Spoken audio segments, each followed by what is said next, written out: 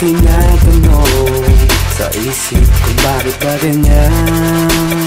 Meron bang gumugulo o bumabagabag sa iyong nararamdaman?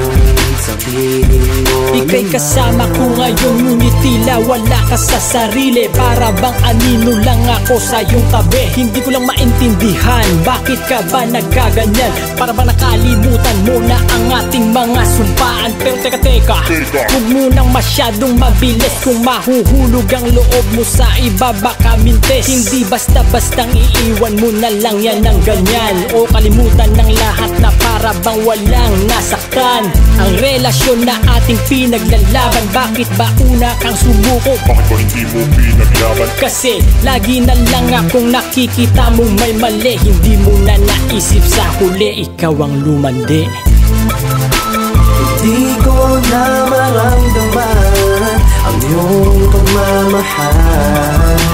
Sino ba sa atin ang may kasalanan? Pwede lang nabalikan ang ating nakaraan. Ay hindi ko nahahayaang magbago pa, magbago pa. Sana naman ang bago ko pa. Masyado kang madrama, umalis ka nga sa kama. Di na dapat pagtalunan kung sino sa atin may sala. Pundidong ilaw baklasin, palitan at alisin. Matatawag ba tahanan kung ang ilaw ay patay sindi? At humitit ng tiyongin na matindi. Masyado na kasi kung stress, ha anong umintindi?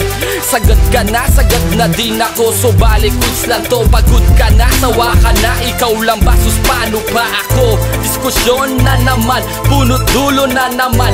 Tawag lang ng laman, ngayon tiyan mo may palaman. Huwag na ngang ibalik mga mali kong nagdaan ng punto. Di mo mga mali ko, di mo dapat sinundan.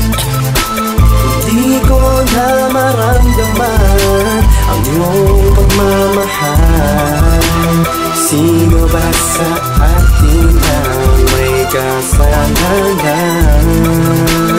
Pwede lang nabalikan ang ating nakaraan. Ay hindi ko nahahayaang magbago pa, magbago pa.